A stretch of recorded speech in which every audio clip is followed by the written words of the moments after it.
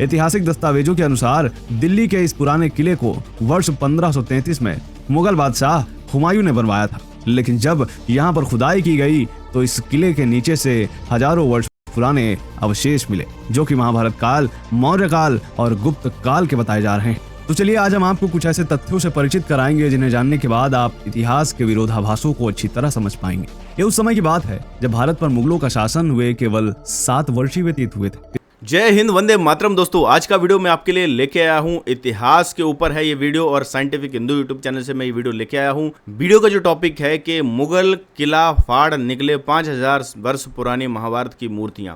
तो दोस्तों, अक्सर आपने सुना होगा कि जो मुगलों ने जो बहुत सारे किले बनाए और इतिहास में हमें यही पढ़ाया गया कि ये जो किले थे वो मुगलों ने बनवाए। तो अब जो सबूत निकल रहे हैं, जो जमीन के नीचे से खुदाई करके जो चीज़ें निकल रही हैं, उससे तो कुछ और ही चीज़ें नजर आ रही हैं। तो इस वीडियो में हम वो चीजें जानेंगे। तो वीडियो लगाता हूं दोस्तों स्क्रीन पर। अगर आपने चैनल को सब्सक्राइब नहीं किया तो सब्सक्राइब जरूर कर लिए। जिन लोगों को नोटिफिकेशन नहीं मिल रही है वो लोग चैनल को जो है अनसब्सक्राइब करके फिर से सब्सक्राइब करें और नोटिफिकेशन को ऑन करें, जिससे कि आपको ये जो महत्वपूर्ण जानकारियां हैं मेरे चैनल के माध्यम से मिल सकें। वीडियो लगाता हूं दोस्तों स्क्रीन पर और अपने व्यू में लास्ट में रखता हूं, तो आप वीडियो पूरा जो देखेंगे। भारतीय संस्कृति पर स्वार्थ हमेशा से ही हावी रहा है। पुराने जमाने में जब आक्रमणकारी भारत तो अपने निजी स्वार्थ के चलते छोटे छोटे रजवाड़ों ने उन लुटेरे आक्रमणकारियों को आश्रय दिया, जिन्होंने बाद में हमारे मंदिर, हमारी संस्कृति को मिटाने का काम किया। ये बात केवल यहीं तक नहीं रुकी, बल्कि उन्होंने हमारा इतिहास भी मिटाया और उस इतिहास के बदले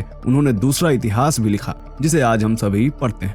1857 में जब अंग्रेज आए तो वह भी भारत को अच्छे से समझ चुके थे, इसलिए अंग्रेजों ने भी भारत के लोगों को समझाया कि वे असल में काफी पिछड़े और केवल अंग्रेजी सरकार ही भारत के लोगों का उद्धार कर सकती है। इसी नीति के बलबूते 70,000 अंग्रेज 35 करोड़ भारतीयों को अपना गुलाम बनाने में कामयाब हो गए। आगे चलकर अंग्रेजों ने भारत देश को पूरी तरह लूट लिया। सोने की चिड़िया कहलाने वाला भारत अब पूरी तरह कंगाल हो चुका था। अंग्रेजों ने भारतीय लोगों पर खूब अत्याचार की और तब जाकर भारतीयों को यह एहसास हुआ कि स्वतंत्रता की कीमत क्या है। भारत देश आजाद हो जाने के बाद भी हमें वही इतिहास पढ़ाया जाता रहा जो भारत को गुलाम बनाने वालों द्वारा लिखा गया था, और यह सब इसलिए क्योंकि जो काम उस समय छोटे छोटे रजवाड़ों ने किया वही काम आजादी के बाद से लगातार राजनेता करते चले आ रहे हैं। तो दोस्तों, यहाँ पर मैं एक पॉइंट ऐड करना चाहूँगा, क्योंकि हमारे साथ हमारे जो भी जितने भी लोग हैं जो अपने आप को कहते हैं कि हम हिंदू हैं, हम सनातनी हैं, अतिथि देवो भव, तो कहीं ना कहीं अतिथि देवो भव जो है वही हमारे ऊपर जो है वो आज हो गया है, हावी हो गया है। अतिथि देवो भव ठीक है, लेकिन वो उसे इतना भी नहीं करना चाहिए कि कोई आपके घर में घुसे और फिर आपको ही आपके घर से निकाल दे। आपकी गुरुकुल जो पद्धति थी उसको बोला गया कि अरे ये तो पिछड़ी हुई गुरुकुल पद्धति है, जबकि गुरुकुल में जो लोगों को तैयार किया जाता था, वहां पर स्किलफुल लोगों को तैयार किया जाता था, जिससे कि देश का डेवलपमेंट होता था। और मैंने ये भी पढ़ा है कि मुगलों के आने से पहले भारत की जीडीपी जो थी वो काफी ऊपर थी। भारत को विश्व गुरु माना जाता था, सोने की चिड़िया तक कहा जाता था। तो वो सारी चीजें जो हैं वो कहां पर चली गई, वो इतिहास में क्यों नहीं बताया गया। और मुगलों ने हमारे ऊपर राज किया, हालांकि मुगल पूरे देश के ऊपर राज नहीं कर रहे थे, वो दिल्ली के सुल्तान थे। और अगर आप देखोगे तो महाराष्ट्र में वीर शिवाजी जैसे लोग थे, उन्होंने मुगलों को कभी भी उस तरफ आने नहीं दिया। उधर राजस्थान की बात की जाए तो वहां पर महाराणा प्रताप, पृथ्वीराज चौहान जैसे वीर शूरवीर थे। और हमारे जो पंजाब या उत्तर का एरिया था वहां पर जो सिखों के गुरु थे उन्होंने भी बहुत सारी लड़ाइयां लड़ी मुगलों से। तो मुगलों को कहते हैं कि इन्होंने पूरे देश पे राज किया, पूरे देश पे राज नहीं करा था। इन्होंने बहुत सारे हिंदू राजाओं से संधियां भी कर ली थी, क्योंकि पूरे देश को ये कब्जा नहीं कर पाए थे। तो गलत इतिहास पढ़ाया जाता है। अंग्रेजों ने क्या किया, गुरुकुल जो चल रहे थे उनको इलीगल घोषित कर दिया कानून लाकर, और हमारे ऊपर राज कर लिया। और हमारे जो जयचंद थे नेता, वो कुछ चंद लालच के चक्कर में उनके बहकावे में आ गए और अंग्रेजों और इन मुगलों से हाथ मिला लिया था। तो ये जयचंद आज भी हमारे समाज में है। अगर हमें वाकई में भारत को विश्व गुरु बनाना है तो हमें इन जयचंदों से सावधान होना पड़ेगा। आप इस बारे में क्या सोचते हो, कमेंट बॉक्स में बताइए। आगे वीडियो देखते हैं। खैर, इस पर हम बाद में बात करेंगे। पिछले दिनों करीब 4 महीने पहले हमने एक वीडियो में बताया था कि दिल्ली के पुराने किले की खुदाई होने वाली और इस किले में कई महाभारत कालीन साक्ष्य मिलने का अनुमान है। आजकल इस मुगल कालीन किले की खुदाई हो रही। इस स्थल को मुस्लिम अपने वंशजों का स्थल बताते हैं और इस स्थल की खुदाई में जो चीजें प्राप्त हुई हैं उन्होंने भारतीय इतिहास पर एक बार फिर प्रश्न चिन्ह लगा दिया और एक विशेष समुदाय को हिला कर रख दिया। तो आखिर क्या क्या मिला है अब तक की इस खुदाई में, आखिर क्या है इस किले का सच्चा इतिहास, जानेंगे आज के इस वीडियो में। तो दोस्तों बने रहिए हमारे साथ वीडियो के अंत तक और कमेंट में जय श्री कृष्ण अवश्य लिखें। स्थित पुराने किले में इन दिनों ASI द्वारा पूर्व निर्धारित स्थानों पर खुदाई और सर्वेक्षण का काम चल रहा है और इस दौरान यह पता चला है कि इस किले का प्राचीन अस्तित्व महाभारत काल के समय का हो सकता है। आर्कियोलॉजिकल सर्वे ऑफ इंडिया को इस किले में खुदाई के दौरान खास तरह के अवशेष और मिट्टी के बर्तन मिले जो 1000 से 2000 ईसा पूर्व तक के हो सकते हैं। इसके अलावा इस खुदाई में कई हिंदू देवी देवताओं की मूर्तियां मिली। इन मूर्तियों में भगवान गणेश, देवी गजलक्ष्मी और वैकुंठनाथ भगवान विष्णु की मूर्ति भी मिली। यहाँ ध्यान देने वाली बात यह है कि जिस किले को मुगलों का किला कहा जाता है उस किले के नीचे से भगवान की मूर्तियां निकल रही हैं। दोस्तों खुदाई में इन मूर्तियों के अलावा ASI को अलग अलग कालखंड के सिक्के, राजमुद्रा और जानवरों के अवशेष भी मिले। ASI के अनुसार खुदाई में प्राप्त यह सभी वस्तुएं 3 से 4 हजार वर्ष पुरानी। तो सुना आपने, ये जितनी भी वस्तुएं खुदाई में मिली हैं कहा जा रहा है कि ये 3 से 4 हजार वर्ष पुरानी हैं, यानी कि ईसा से 2000 साल तक की ये मूर्तियां मिलती हैं। और आप मेरे को बताओ, ये कहते हैं कि हिंदुस्तानी तो अनपढ़ थे, सभ्य नहीं थे। अगर सभ्य नहीं थे तो इतनी मूर्तियां और एडवांस तरीके से क्यों बना रहे थे? अब वो जो लोग हिंदू सनातन धर्म में मूर्ति पूजा का विरोध करते हैं कि देखो बोलते हैं मूर्ति पूजा नहीं होनी चाहिए, मूर्तियों की पूजा नहीं होनी चाहिए। अरे भाई, अगर मूर्तियों की पूजा नहीं हो रही होती तो ये अवशेषों से पता कैसे चलता कि हमारी हिस्ट्री क्या है? जिन लोगों ने भी मूर्तियों को बनाकर स्थापित किया वो लोग आपसे ज्यादा समझदार थे, वो लोग आपसे ज्यादा एडवांस थे। मैं ये कहना चाह रहा हूं, सब कुछ समाप्त हो जाता है लेकिन आकृतियां समाप्त नहीं होती। अगर कहीं पे मूर्तियां बनी हुई हैं वो समाप्त नहीं होती हैं। तो वैसे तो पूजा चरित्र की होती है, चित्र की पूजा नहीं होती है। हम अगर विष्णु, राम, कृष्ण अगर इनकी मूर्तियां बनाते हैं तो हम उन चरित्रों की पूजा करते हैं, उसको अपने सामने स्थापित करते हैं। और इंसान की जो मेमोरी है वो भी फोटोग्राफिक मेमोरी है, ऑडियोग्राफिक मेमोरी नहीं है। हमारी मेमोरी वीडियोग्राफिक है। रात को सो जाते हो तो भी सपने में आपको वही आकृतियां ही दिखती हैं। जब कुदरत ने आपके माइंड में बाय डिफॉल्ट वो आकृतियां बनाई हैं तो उनको अगर कोई कलाकार, कोई चित्रकार उसको मूर्ति बनाता है तो उसकी तारीफ होनी चाहिए। लेकिन हमारे देश में ऐसे मजहब हैं जो ये कहते हैं कि भैया मूर्तियां बनाना हराम है, संगीत हराम है, गीत संगीत हराम है। तो उन लोगों के मुंह पर ये करारा तमाचा है जो अपनी उस आइडियोलॉजी को पूरे समाज के ऊपर स्थापित करना चाहते हैं। तो जिन लोगों ने मूर्तियां बनाई हैं वो लोग बहुत समझदार से, आपसे तो बहुत बहुत बहुत एडवांस थे। आगे वीडियो देखते हैं।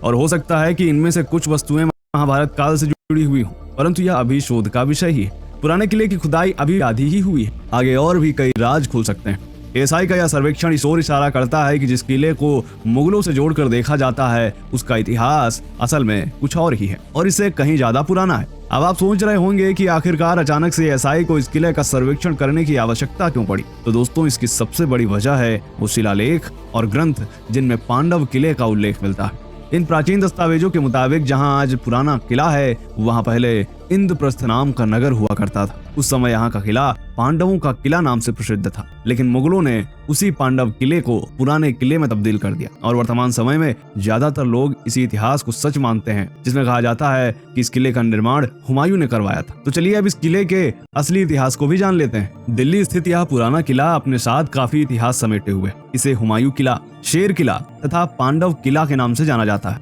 यहाँ कुंती देवी का भी एक मंदिर है जिसके बारे में कहा जाता है कि इसका निर्माण पांडवों की माता कुंती ने करवाया था। पुराना किला महाभारत काल से संबंध रखता है, यह मंदिर इसका जीता जागता प्रमाण है।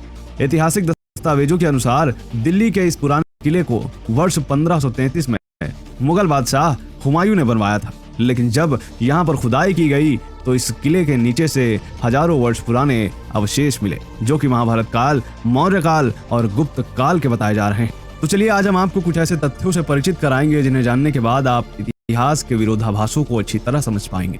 ये उस समय की बात है जब भारत पर मुगलों का शासन हुए केवल 7 वर्ष ही व्यतीत हुए थे। इस दौरान 1530 में बाबर की मृत्यु हो गई, जिसके बाद बाबर के पुत्र हुमायूं को मुगल सत्ता सौंपी गई। हुमायूं अपने तख्त पोशी के लिए एक नया किला चाहता था, इसीलिए 1533 में एक नए किले का निर्माण शुरू हुआ और 1 वर्ष के अंदर ही इस किले का निर्माण पूरा हो गया। हुमायूं ने इस किले को नाम दिया दीन पनाह और इसी दिन पनाह किले की सीढ़ियों पर से गिरने से हुमायूं की मृत्यु हो गई थी।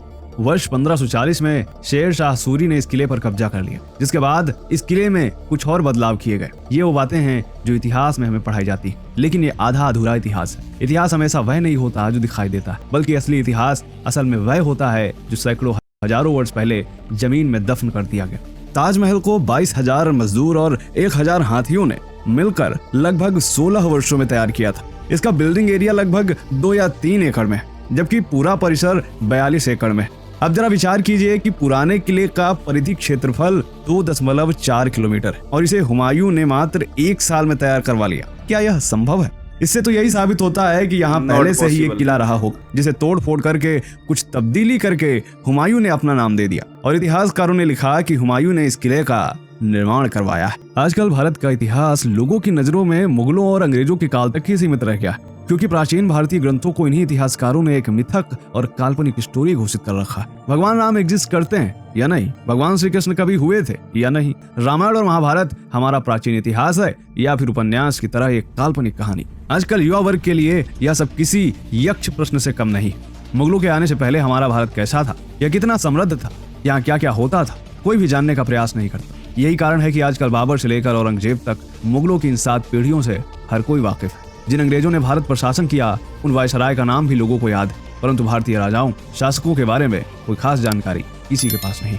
उम्मीद करते हैं यह वीडियो आपको पसंद आया होगा। कैसा लगा यह वीडियो कमेंट करके जरूर बताएं। तो दोस्तों, आजकल जो इतिहास है वो मुगलों और अंग्रेजों तक ही सीमित कर दिया गया है और ये बोला गया है कि इनसे पहले तो हमारा इतिहास था ही नहीं। इतिहास भारत का जो है वो सदियों पुराना है, लेकिन हमारे ही युवा पीढ़ी को, जितने भी लोग हैं, इवन हमें भी किताबों में यही पढ़ाया गया था। लेकिन जब हमने असली हिस्ट्री की खोजबीन शुरू करी खुद से, तो हमें पता चला, तो हमारे मतलब अचंभे का कोई सीमा नहीं थी। हम इस तरह से, मैं अचंभित हो गया था। मैं खुद जब मैं रियल इतिहास को पढ़ता था, मुझे ये पता ही नहीं था कि भैया पुष्यमित्र शुंग कौन थे, मुझे ये पता ही नहीं था कि हिंदू राजा कौन थे, पृथ्वीराज चौहान, महाराणा प्रताप, और इन सारे राजाओं के बारे में जब हमने पढ़ना शुरू करा तो हमारे जो हमें पढ़ाया गया था वो उससे बिल्कुल भी मेल नहीं खा रहा था। हमें ये बताया जाता है कि राम हुए ही नहीं, कृष्ण हुए ही नहीं, जबकि आप अगर मथुरा जाओगे तो आपको वहां पर कृष्ण जन्मभूमि मिल जाएगी, अयोध्या जाओगे तो वहां पर राम जन्मभूमि के सबूत मिलते हैं।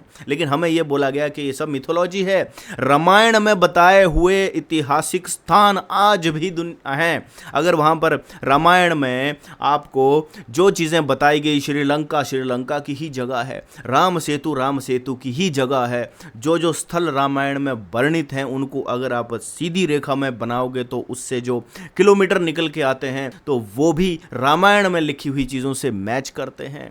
जो हमें महाभारत में बताया गया, जो महाभारत में ऐतिहासिक स्थान है, सोनप्रस्थ, पानप्रस्थ, कांधार, जिसको गंधार कहा जाता था, महाभारत में गंधार बोला, वक्त के साथ में वो गंधार हो गया, वो आज अफगानिस्तान में है, तो वो महाभारत में वर्णित है। जो ऐतिहासिक स्थान हमारे उन इतिहास ग्रंथों में हैं वो आज भी आपको मिल जाएंगे दोस्तों। लेकिन ये बोला जाता है अरे ये तो मिथोलॉजी है, राम जो है थे पैदल चल कर गए थे श्रीलंका आज भी है, ऐसा कैसे हो सकता है, ये कोइंसिडेंस नहीं हो सकता।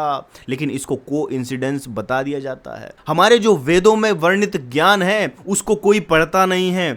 एक मैक्स मुल्लर नाम का अंग्रेज आया था, उसने संस्कृत का ट्रांसलेशन इंग्लिश में करा और अपनी कन्वीनियंस के हिसाब से उसने जो वर्ड्स को जो है वो चेंज कर दिया और भारतीयों को यह बता दिया गया कि भैया इतिहास तो तुम्हारा पुराना है ही नहीं। लेकिन उसके बाद जब हड़प्पा में खुदाई हुई तो फिर उन्होंने ज़्यादा से ज़्यादा ईसा से 1500 वर्ष तक ले गए, करे हाँ बस इतना हो सकता है वेद जो थे ईसा से 1500 वर्ष पहले तक लिखे गए थे। लेकिन दोस्तों उन लोगों को यह नहीं पता कि वेद जो थे वो श्रुति शास्त्र थे, उनको पीढ़ी दर पीढ़ी गुरु से शिष्य को सुनाया जाता था और याद करवाया जाता था, क्योंकि वो जो पुरानी पद्धति थी उन वेदों के ज्ञान को संरक्षित करने की, वो गुरु से शिष्य परंपरा के अंतर्गत इसलिए थी ताकि जो लिखी हुई चीज है उसको भी नष्ट किया जा सकता है। आप देखो हड़प्पा में कोई भी बुक्स नहीं मिली है ना, जो जितने भी खुदाइयाँ हुई हैं, जो मोहनजोदड़ो में कोई भी किताबें नहीं मिली, क्योंकि किताबें जो हैं वो नाश हो जाती हैं, लेकिन मूर्तियाँ चीख चीख कर कहती हैं कि इतिहास था। तो इसीलिए ये जो मूर्तियां बनाने का जो सिस्टम है वो इसीलिए है सनातन में, लेकिन लोग समझते नहीं हैं। लोग उसे इस्लाम से जोड़कर देखते हैं और इस्लामी अपने प्रोपोगंडा को चलाने में बहुत ही कारगर है, बहुत ही चालाकी से ये लोग अपने प्रोपोगंडा को दूसरे के ऊपर थोप देते हैं, बोलते हैं एक ईश्वरवाद, एक किताब, ये हमारे इस्लाम है। लेकिन आपको यह नहीं पता, वेदों में ये चीज हजारों साल पहले लिख दी थी। इक्कम सत्यम विप्रा बहुधा बदंते, ब्रह्म एक है, जो देवता हैं वो उनकी नीचे की शक्तियां हैं, देवता जो हैं वो उस ब्रह्म के ही अलग अलग शक्तियां हैं। लेकिन आप देवताओं को ये नहीं कह सकते कि ये देवता जो है वो ब्रह्म है। जो ब्रह्म है, ब्रह्मा की बात नहीं कर रहा हूं, जो क्रिएटर, ऑपरेटर और डिस्ट्रॉयर का कंसेप्ट आता है, वो एक ब्रह्म की ही भौतिक शक्तियां हैं, इस संसारिक शक्तियां हैं, क्योंकि ब्रह्म तो टाइम से परे है, स्पेस से परे है, काल से परे है, उसकी फोटो नहीं बनाई जा सकती। और पूरे हिंदुस्तान में ब्रह्म की कोई भी मूर्ति नहीं है। ब्रह्मा नहीं कह रहा हूं मैं, फिर से आपको एक्सप्लेन कर रहा हूं, आप इसको ब्रह्मा मत समझिएगा, क्योंकि ब्रह्मा जो क्रिएटर है, चार सिर जिसके कहे जाते हैं, वो ब्रह्मा के चार सिर हमारे चार वेद हैं। वो चार वेद जो है ज्ञान का भंडार है, उसी से ब्रह्मा के चार सिर की कल्पना करी गई है।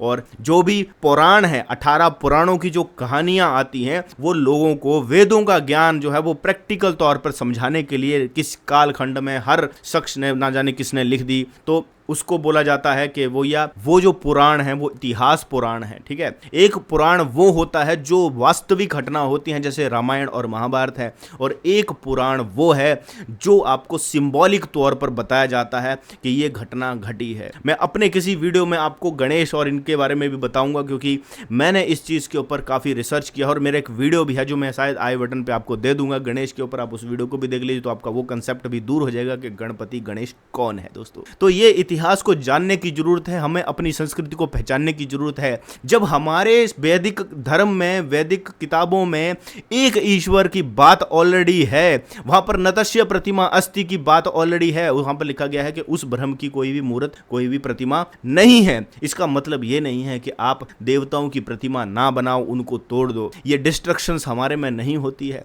आप देवताओं की मूर्तियां बनाइए, उनकी पूजा कीजिए, पूजा पाठ कीजिए। आप ब्रह्म की मूर्ति नहीं बना सकते हो जो आंखें बंद करके आप सोचते हो कि ब्रह्म है, तो आप वह जहन में ही आपको ब्रह्म की स्तुति आप कर सकते हो। देवताओं की पूजा करना कोई पाप नहीं है। भगवद गीता के चैप्टर नंबर 7 वर्ष नंबर 20 से आप पढ़ना शुरू करेंगे तो वहां पर लिखा हुआ है कि जो लोग भौतिक इच्छाएं करते हैं वो देवताओं की शरण में जाते हैं, और उनकी जो इच्छाएं हैं वो ब्रह्म कहते हैं मैं ही पूरी करता हूं। तो दोस्तों, आप वहां पर 7, 20 पढ़िए, 21, 22, 23, 24 पढ़िए, तो वहां पर आपको ये क्लियर हो जाएगा कि जो देवता हैं, जो डेमीगॉड जिनको कहा जाता है, वो आपके भौतिक सुखों की प्राप्ति के लिए आप उनकी शरण में जाते हो। और जो देवताओं की पूजा करते हैं वो देवलोक में जाते हैं, लेकिन जो परम ब्रह्म की पूजा करते हैं वो परम ब्रह्म में जाते हैं। हमारे में जन्नत और जहन्नम का कोई कंसेप्ट नहीं है, लेकिन ये जरूर है कि आप अच्छा कर्म करोगे तो आपको अच्छा फल मिलेगा, गलत कर्म करोगे तो आपको गलत फल मिलेगा। हम कर्म प्रधान इसलिए बोलते हैं क्योंकि यहां पर कर्म के हिसाब से होता है। आप अच्छा काम करोगे ना तो आपको हमेशा अच्छा ही मिलेगा, ये हमारे वैदिक ग्रंथ कहते हैं। दोस्तों, आज का वीडियो यहीं तक। उम्मीद करता हूं आपको ये वीडियो से मिली जानकारी अच्छी लगी होगी। अगर आपको वीडियो से मिली कोई जानकारी अच्छी लग रही है तो आप इस वीडियो को शेयर कर सकते हैं। अपनी राय, अपने सजेशन आप कमेंट बॉक्स में जरूर बता सकते हैं। दोस्तों, मिलूंगा नेक्स्ट वीडियो में, तब तक दोस्तों जय हिंद, वंदे मातरम।